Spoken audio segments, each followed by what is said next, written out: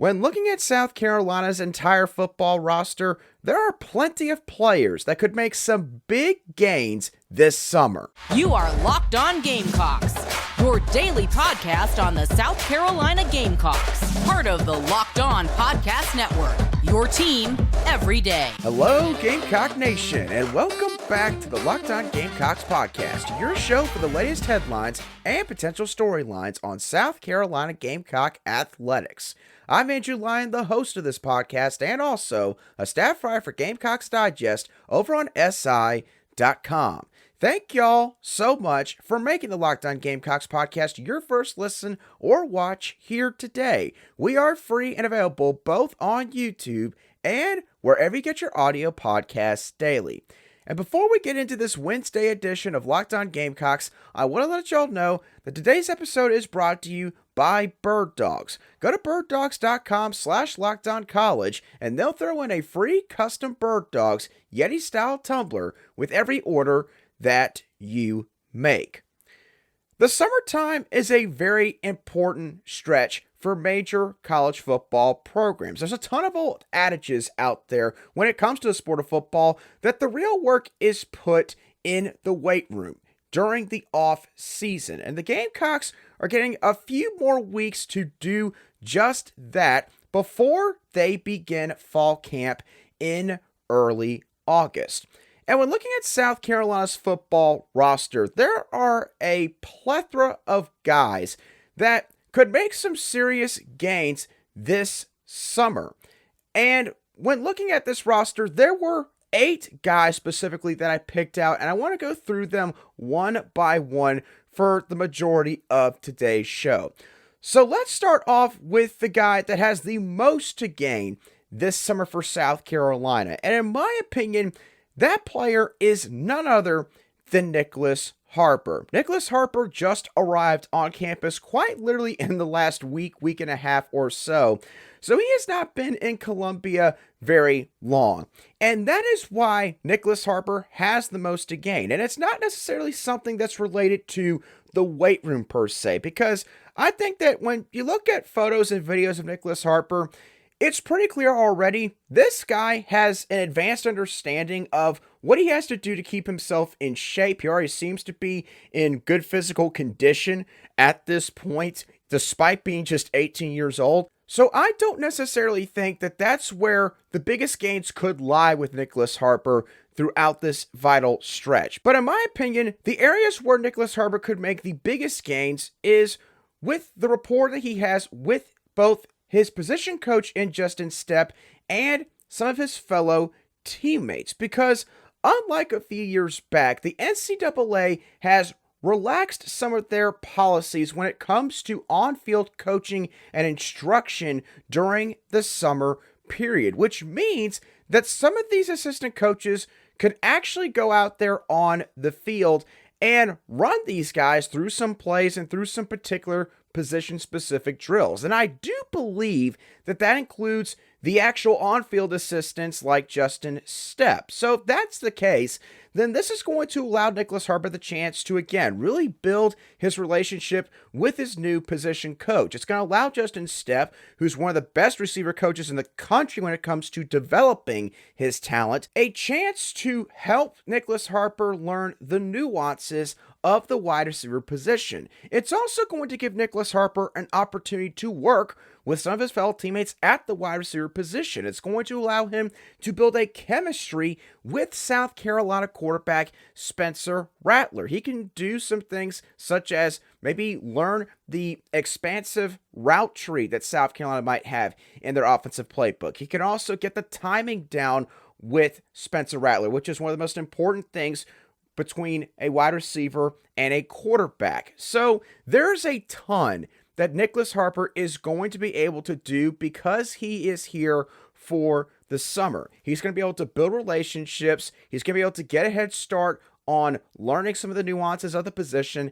And most importantly, probably out of all of this, he's going to get to formulate an on-field and off-field relationship with, again, some of his wide receiver teammates, but also, most importantly, Spencer Rattler.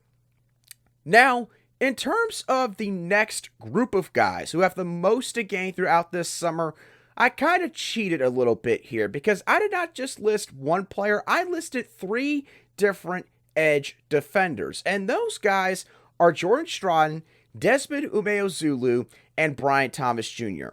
I'm going to actually start off here with the most experienced guy out of this trio in Jordan Strachan. As everybody knows by this point, Jordan Strachan, he is coming off of what is his second torn ACL injury of his career to this point. He suffered the injury, of course, back in early September this past fall against the Arkansas Razorbacks on the road. And since then, obviously, Jordan Strachan has not been able to fully participate in really any entire practice schedule or any drills necessarily for South Carolina's defensive end position group. And admittedly, right now, I'm unsure if Jordan Strachan is fully clear at this point. But if he's not fully back yet, you have to think that he's going to be right there, close to 100%, right as the Gamecocks are getting ready to go into fall camp. So here's why this summer is huge for Jordan Strachan. He has a chance to go through maybe some of these workouts. He, again, probably can't do everything that his teammates are doing, but he could probably go at, let's say, 80 to 85% capacity of what the workouts are requiring of all of the players. So he's going to get to go through some explosive body movements, which gosh knows he needs to do that with his knee. And also, he is going to get a chance, most importantly, to just mentally and physically and from a routine standpoint, get back into a groove before fall camp kicks off. Moving on from Jordan Strachan, let's now talk about Desmond Umeozulu real quick. Umeozulu was an early enrollee that came to campus back in January, and his main thing is the fact that Umeozulu right now, he doesn't carry the biggest frame when it comes to his weight, as he was listed at 240 pounds back in the spring practice stretch. Desmond Umeozulu, it is very clear, he is a guy that this defense is going to heavily rely on in terms of playing time this upcoming season. So Desmond Umeozulu, he is going to have to add some good weight to his frame. And here's the thing, he does not have to worry about the Columbia heat and, most importantly, 15 spring practices possibly taking some of that weight off of him just purely because of all of the energy and calories that he is expending. So Desmond Umeozulu's got a really good opportunity here to hone in on his nutrition and also hone in on Luke Day's strength and conditioning programming even further regarding what all he expects of the players. And that's kind of the same deal with Brian Thomas Jr. Now, Brian Thomas Jr., he's been in the program for an entire year now compared to Desmond Umeozulu. So this is not his first rodeo, so to speak, I believe, in terms of this summer programming. But from a size standpoint, Brian Thomas Jr., he still has a ways to go here. Back in the spring, he was listed at 235 pounds. Now, here's the thing. When watching the spring game on TV back when it took place, Brian Thomas Jr., to me, did look like that he had added some good weight to his frame, which is a good sign because, again, much like Desmond Umeozulu, Brian Thomas Jr., the Gamecocks are going to need him in the worst way in 2023. And Brian Thomas Jr., he cannot expect to be a guy that's going to get as many snaps as some of these other guys if he is going to be playing at 235 pounds. He's got to be probably at least 245, 250 if he's going to be playing that specialized edge rusher position in Clayton White's defensive front. This summer is going to offer him a good opportunity to be able to reach that particular weight range. Now, that was just a few football players, of course, for South Carolina, but I've got a couple more that I want to discuss. Some more guys that, again, have a lot to gain in this summer stretch. We'll dive into the second half of this group in just a couple moments right here on Locked On Gamecocks. But first, today's show is brought to you by Bird Dogs. Now, look, we're now getting into the summer stretch here. And what that means is, obviously, we've got maybe some cleaning we're trying to do around the house. Maybe we're trying to reevaluate sort of where we are in our daily lives. And one of the things you might be reevaluating is your wardrobe. Maybe you're tired of wearing some clothing that is really restrictive in terms of the material that it's made of. Maybe you're looking for a new pair of shorts, some different clothes that's going to be more comfortable, that's going to fit you well, and that you can wear pretty much anywhere that you go. And if that's the case, you need to go and check out Bird Dogs today. So go to birddogs.com/LockedOnCollege and enter promo code LockedOnCollege for a free Yeti style tumbler with your order. That's birddogs.com/LockedOnCollege for a free Yeti style tumbler. I promise you, once you put Bird Dogs on for the first time, you'll never want to take them off.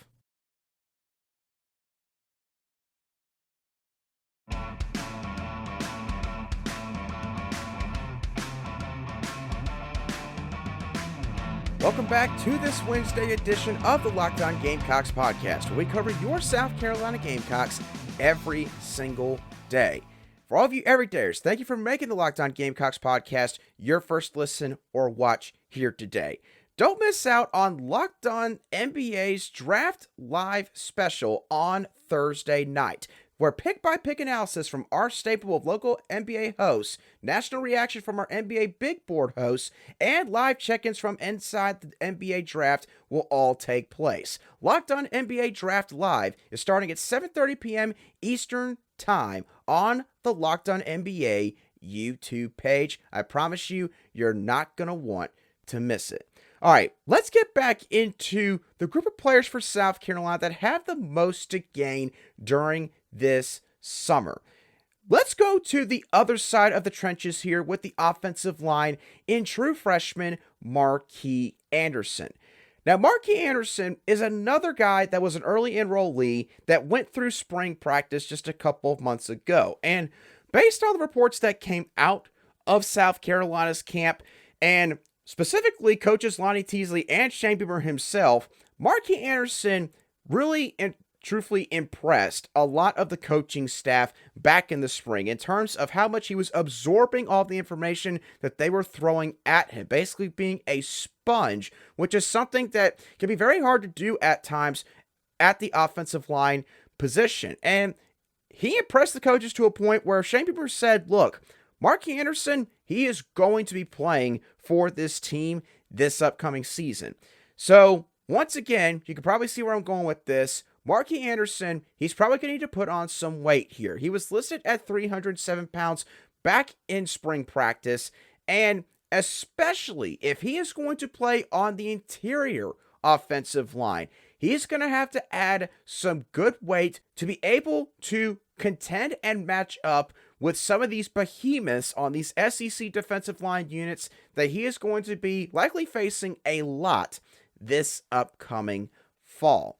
The next player that has a lot to gain this summer is Kawan Banks, a guy that might not get talked about as much in South Carolina's secondary, mainly because of the fact that you got a variant like Marcel Sdow that's in front of him, and you've also got some star power at that safety position in Nick Evanworry and DQ Smith. But make no mistake, Kawan Banks is a promising defensive back in Torian Gray's position group.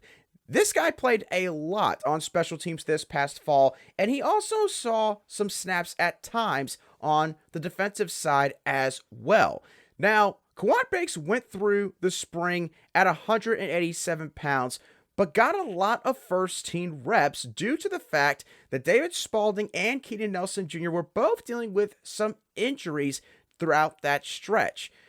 My point being, Kawan Banks is a guy that has handled being a defensive back in the SEC quite well up to this point, to where he was not redshirted last year. Kawan Banks is a true sophomore on this roster right now. So it's clear the coaches like what they're seeing from the Florida native. And now, Kawan Banks, to continue to trend here, he needs to add some weight to his frame so that if he's going to play a spot like the nickel corner position, he is going to be able to handle the physicality that that spot is going to bring, because obviously if you're the nickel corner in a defense, you're going to be closer to the box, which also means if a run play goes to your side of the field, you're probably the first defensive back that's going to be right there to try and blow the entire play up. So Kawan Banks, you're going to have to add some good weight to your 187-pound frame, but nonetheless, he's been doing great everywhere else. He just needs to get his body to essentially catch up in a way to the progression he's made on the field and in Clayton White's defense. Let's stay at that nickel corner position, and let's talk about D'Angelo Gibbs, a guy that is possibly the biggest wild card on this entire team heading into this upcoming season.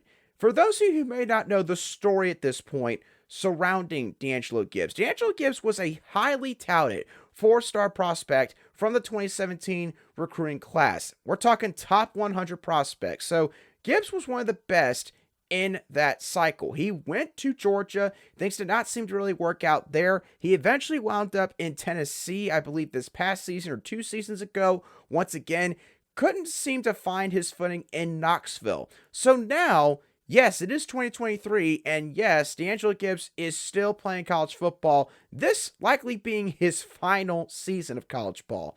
But he liked what he was seeing with Shane Beamer and South Carolina's program down here, and he's now a preferred walk-on in this secondary. And this has a chance to be a really good bargain for Shane Beamer and this coaching staff, because D'Angelo Gibbs has always had the athletic tools. Nobody has ever questioned that.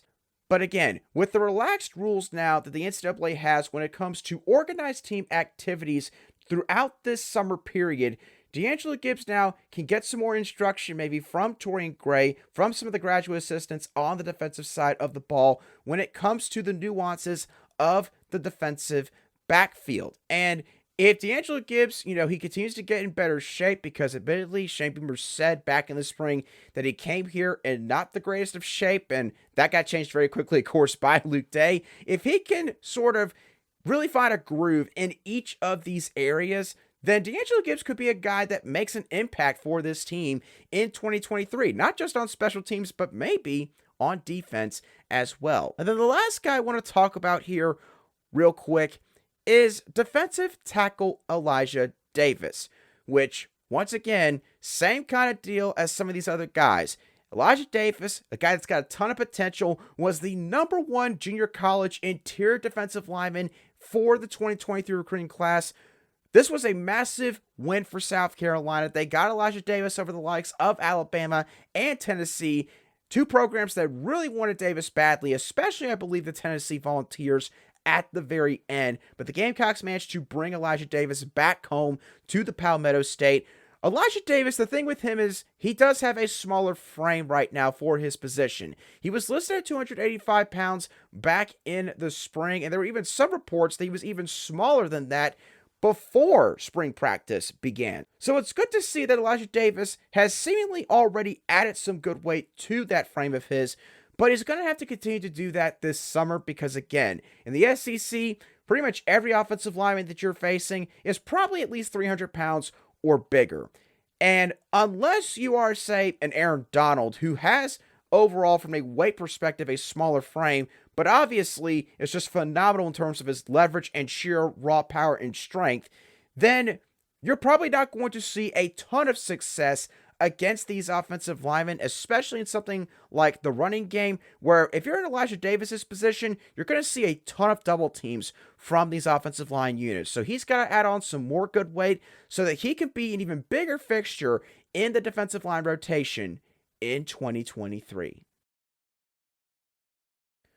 Okay, now I've talked a lot about the football team to this point and which guys, again, have the most to gain throughout this summer stretch, but there was also some big news for South Carolina's baseball program on Tuesday, as the program officially announced that they have made a new pitching coach hire in Liberty's Matt Williams. Matt Williams spent the past 4 seasons up in Lynchburg, Virginia, a stretch which saw the Flames make the NCAA regionals for 3 consecutive seasons, the first time in school history that had ever occurred. Matt Williams, I believe, was a part of the team for the latter 2 trips to the NCAA regionals. So he was a big reason why, over the past couple of years, Liberty has seen one of their better stretches in the program's history. And when looking at Matt Williams' overall resume and journey that's brought him to South Carolina, this guy's going to bring a lot to the Gamecocks.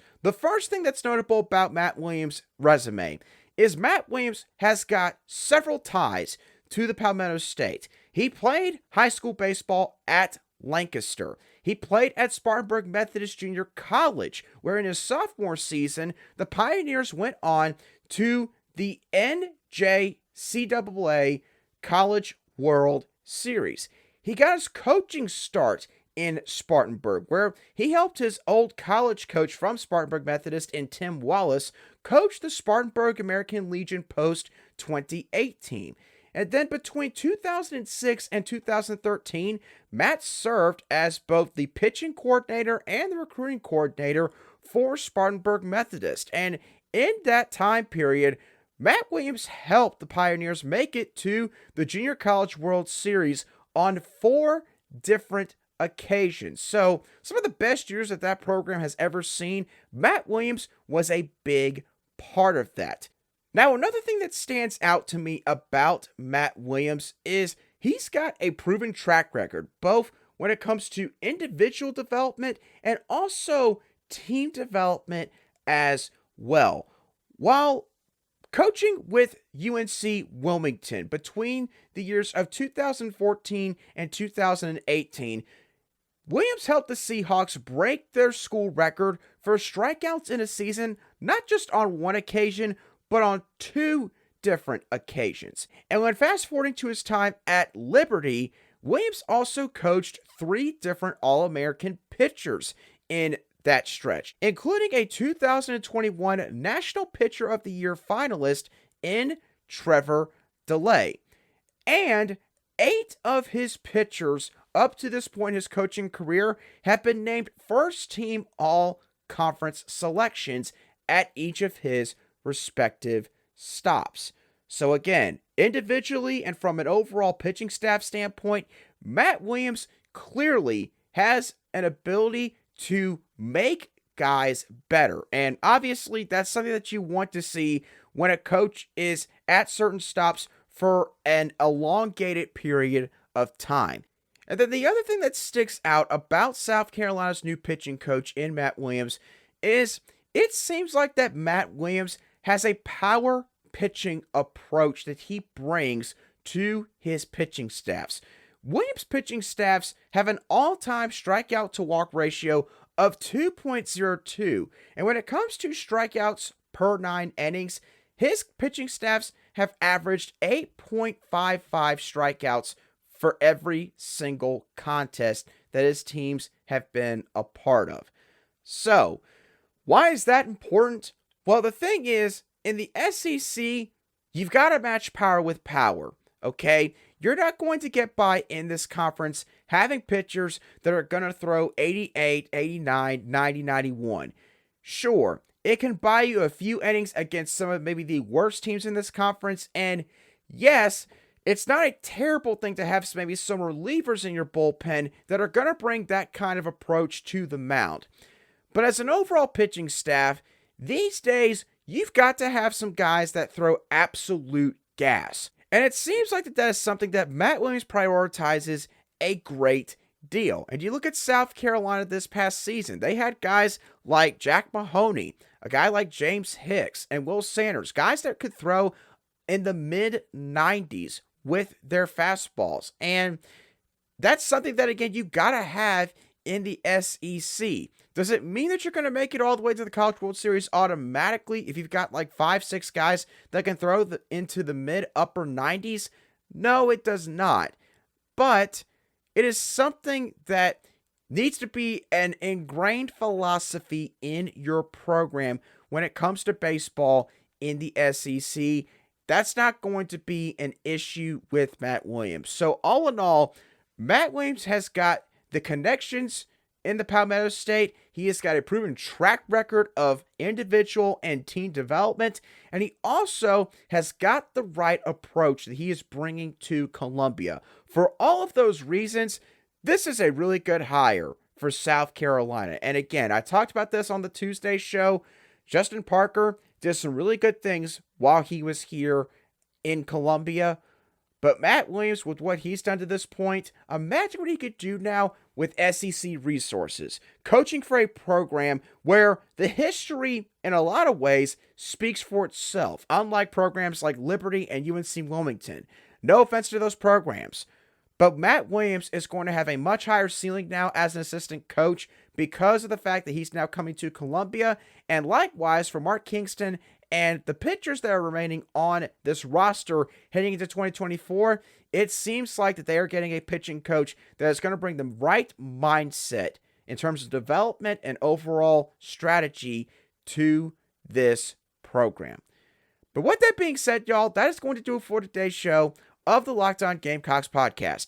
I hope y'all thoroughly enjoyed today's show, as always. What are your thoughts on the guys that I listed as having the most to gain throughout this summer stretch? Do you think Nyckoles Harbor has the most to gain out of all these guys? Or do you think it's a different player? And also, what are your overall opinions on Matt Williams, South Carolina's new pitching coach? Let me know your thoughts down below in the comments section if you watch today's show on YouTube, or if you listen to today's show on an audio podcast app, you can shoot me a direct message on Twitter at @alion_SC, and I'll try to respond to your comment as quickly as I see it. Once again, thank y'all so much for tuning in to today's show of the Locked On Gamecocks podcast. Have a great rest of your day, and I'll be sure to catch y'all on the next show of the Locked On Gamecocks podcast.